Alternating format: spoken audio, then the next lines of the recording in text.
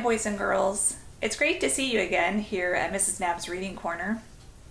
Last time we were together, we were discussing the different types of vertebrates that are around us.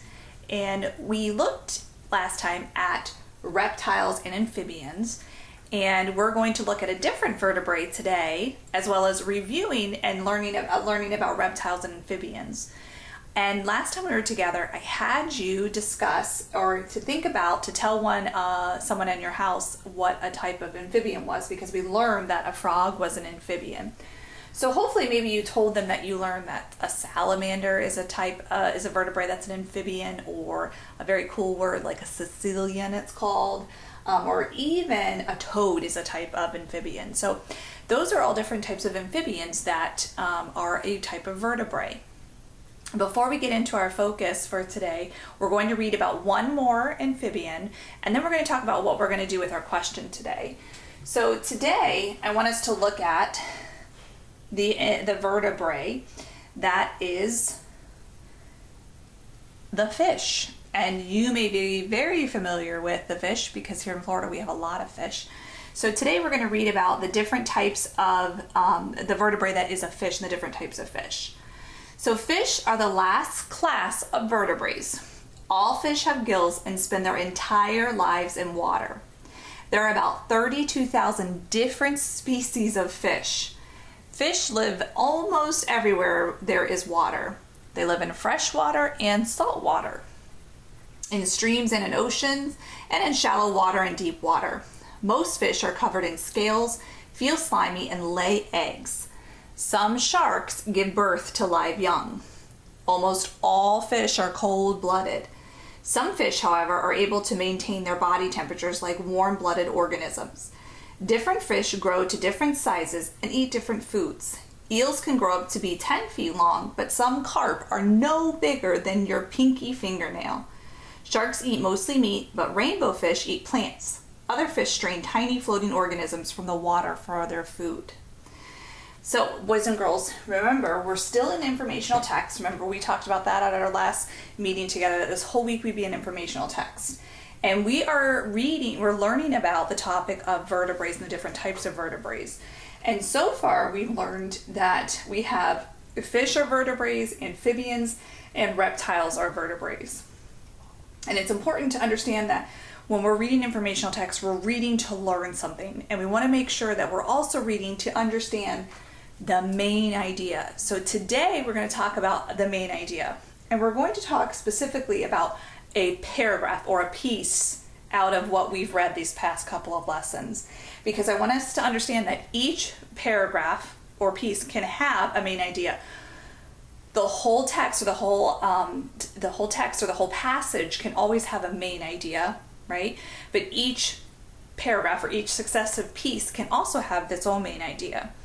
And I want us, before we look at our question, before we look back into our text, I want us to remember that it's important we pay attention to everything that's in our informational text, whether it's a photograph, if it's a graph, if it's a timeline, any type of diagram, any type of text box, because all that helps us understand what it is we're reading or learning about. So remember, when we're talking about the main idea, remember last time, if you recall, I talked about using your hand, right? So if everybody puts their hand out like this, you notice that we have our palm, right? And what comes off of our palm is our fingers. And our fingers help us, or help our palms, to do certain things.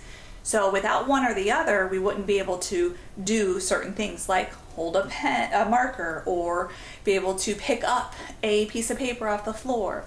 So it's very important to think about our hand as the main idea. The fingers are the details, or that help make the palm, help support that palm to do various things. And we can't have the palm without the fingers, and you can't have the fingers without the palm. So they all have to be there. So it's the same thing, main idea, all of these are details. Now we're going to zero in very closely though at one specific thing. So we want to make sure that when we're looking at our question today, we pay close attention to what the question is asking us. Because in all my years of teaching third grade and this grade, main idea is a very tricky one, because those details, they always say we get lost in the details. Those details can trip us up because they can be very closely related to the main idea. So we've got to be paying attention and think about what is it mainly all telling us about. All right, think of that palm. So let's look at our question for today, boys and girls. Remember, we're going to always continue to use the relax strategy. Always, always important to do that when we have a question because it walks us through. So let's look at the question and the answer choices, and then we'll go through and figure out which is the best choice. What is paragraph 1 mainly about? A, reptiles have lungs. B, reptiles cannot fly. C, reptiles are cold-blooded. D, reptiles are vertebrates similar to birds. All right, so first off, I want to make sure that I know where I'm looking. So I'm going to look in paragraph 1. And paragraph 1, I'm looking specifically because we've learned already about three different types of vertebrates. We have reptiles, amphibians, and fish is what we just read about today, about the fish. Now, what do you notice all of our answers have in common? That's right, it all starts with reptiles. So I'm looking in paragraph 1 of underneath the reptile subheading. So what am I going to do first, boys and girls? I'm going to go back and I'm going to reread.